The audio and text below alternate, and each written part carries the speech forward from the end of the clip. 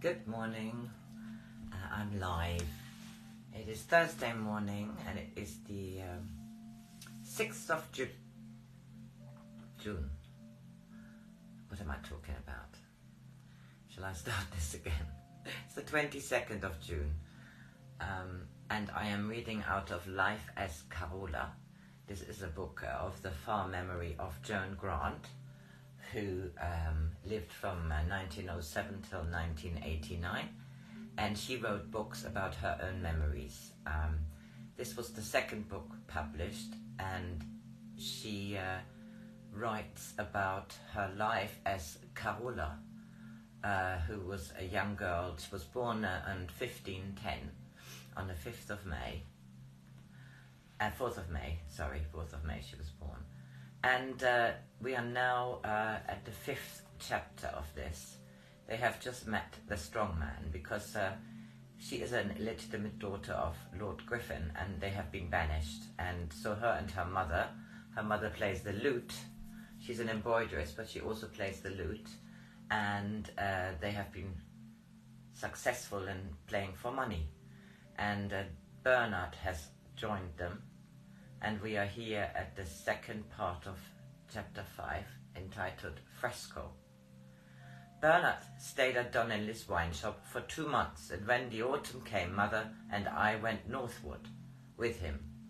He had never been to the Republic of Venice, but had heard from other strolling players that there the songs of a troubadour reaped a plentiful harvest. He was sure he would soon grow rich on his feats of strength and my mother's singing, not forgetting how I was to smile at our patrons and collect their money. He said, the Venetian ladies are renowned for their chastity, and the gallants for the strength of their ardour. Impatient lovers do not turn easily to weaving songs, and if men must carry to serenade under the window they long to enter, it will not be with their own verses. For it is easier to make love songs by candlelight than at high noon, and gallants do not waste their nights on driving quills. Olivia will compose their serenades, and I shall teach them how to grow strong, so that they can twist the iron grill from their lady's window, or throw her jealous husband into the canal. Although he could not pay for us to travel in a coach, Bernard said he could at least save us from having to walk, and so he bought us a little donkey. She was only 2 years old and very gay, with a shaggy grey coat and long velvety ears. She had only been trained to carry panniers, but in 3 or 4 days we taught her to carry a riding saddle, without lying down when it was put on her back. When the kind cobbler heard that we were leaving, he made Celestina, for that was the donkey's name, a beautiful bridle of red leather, and Gaspari trimmed it with 2 little silver bells. The old pack donkey was much bigger than Celestina, and as its panniers were shabby, Bernard had new ones woven to carry all our possessions, although it was Donnelly who had persuaded my mother to go north for the winter, by telling her that the wine shop had so few patrons in the cold weather that sometimes they never even bothered to take down the shutters. She wept bitterly when we went away. When Mother, wearing the hooded travelling coat of azure cloth that Donnelly had given her, and carrying her lute, rode on our little donkey, she looked like a picture that I had seen in some town we had passed through, of the Holy Mother fleeing into Egypt with her child in her arms. She often took me with her when she went to Mass. I loved the singing shape of the candle flames and the memorable smell of incense, but I preferred being in a church when the priests were not there to break in on my thoughts with their mumbled Latin. When there was no service going on, it was much easier to pray, because I could pretend to be looking up at the windows when I was asking God about something.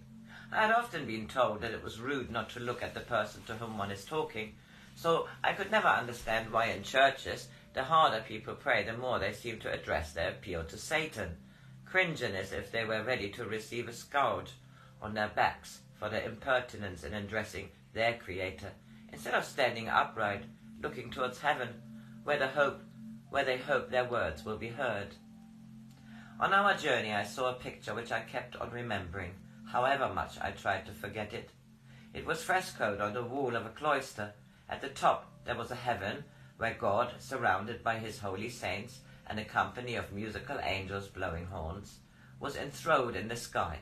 Below them on earth there were many scenes, a noble and his lady in old-fashioned clothes riding out to the hunt, followed by their courtiers, a man with goat's feet, holding a naked woman in his arms, another man of great fatness with wine-flagon and boar's heads and sucking pigs heaped beside him, a woman admiring herself in a mirror, while in her other hand she clutched a casket overflowing with jeweled brooches and heavy necklaces.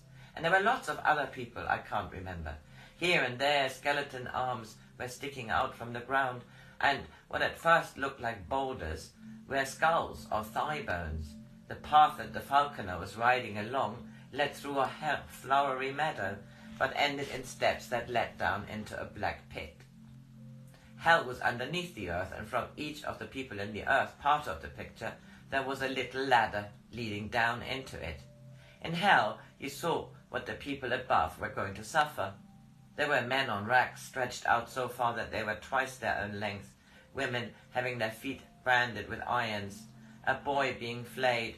You could see all the muscles and veins where his skin had been rolled back.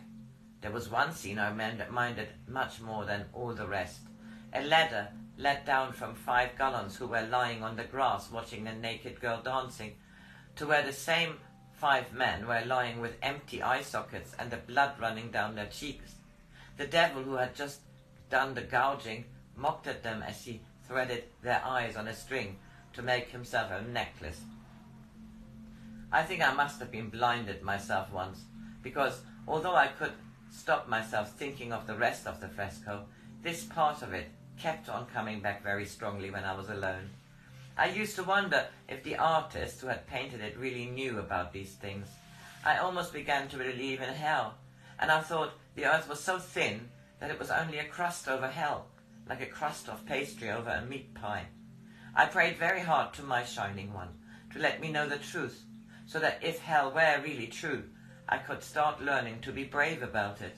But if it were not, I could stop thinking that at any moment my foot might go through the ground, and that up from the hole would come terrible cries and the groans of souls in torment, mingled with smoke and flames.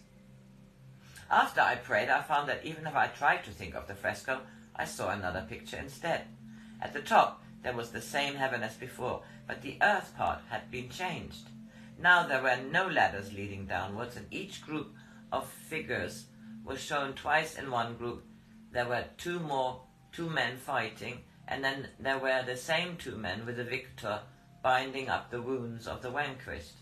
There were lots of people being wicked or foolish, but beside them there were the same people after they had gained wisdom, undoing the result of their own actions. Hell had vanished, and in its place the same heaven that was at the top of the fresco had been repeated. After I had seen this, I wasn't frightened of hell anymore, because I knew that there is sky on the other side of the earth, as well as on this side that everyone knows about, and that beyond both skies there is heaven. No one need to be afraid of falling into a bottomless pit, because you can't fall into the sky.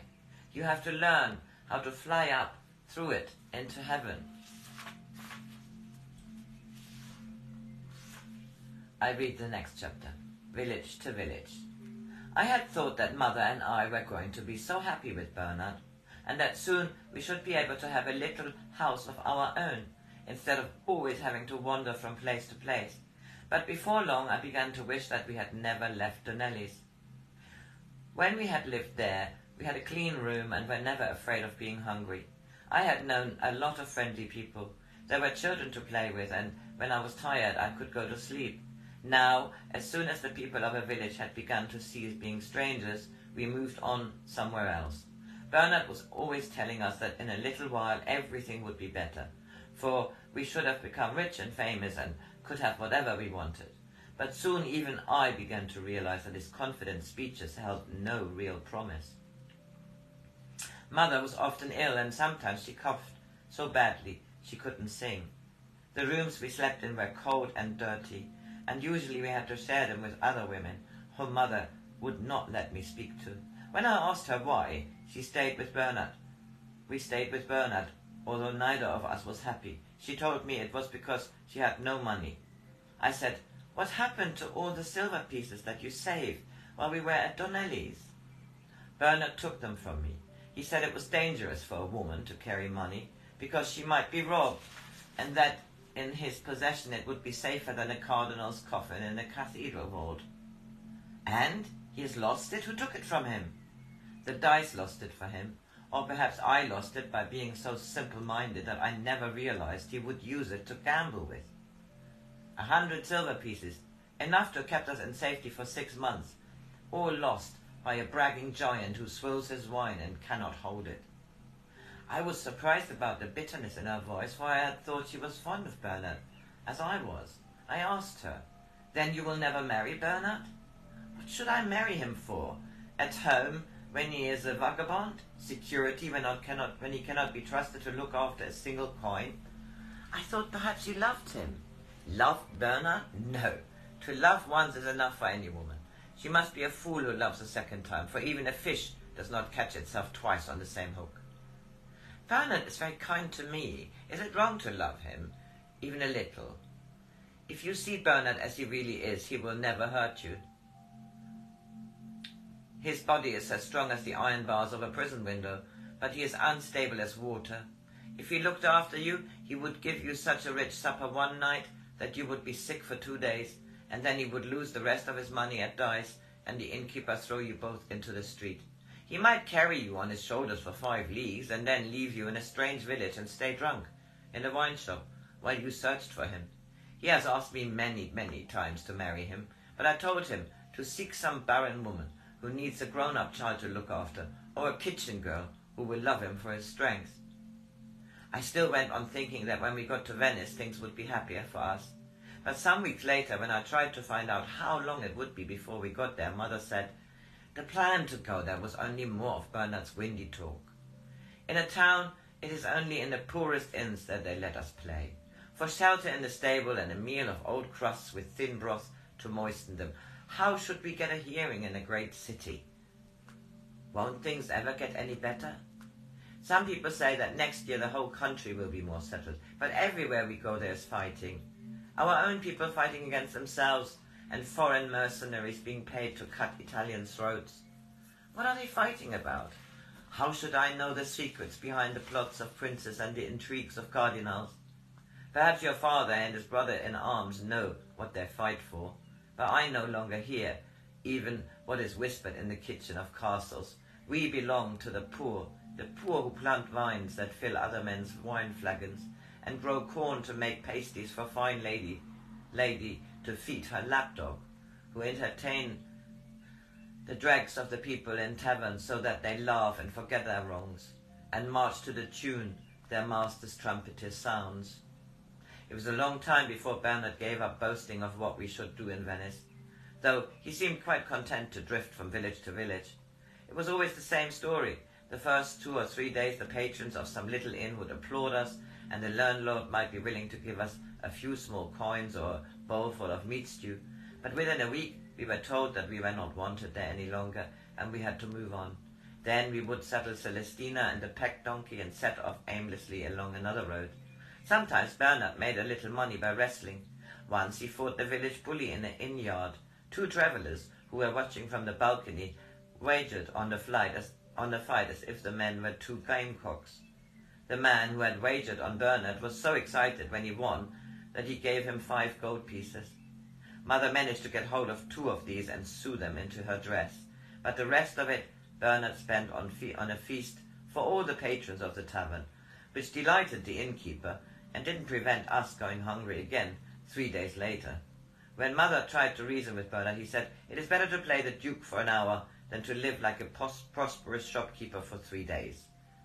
I think it was very unfortunate that Bernard had not been born the eldest son of a duke, for while he was emptying the ducal coffers of their hoarded treasure, his people would have been happy and contented, and his justice would always have been very merciful. Okay, I stop this here. The third one is Sorrowful Woman. I'll read that later. Have a good Thursday.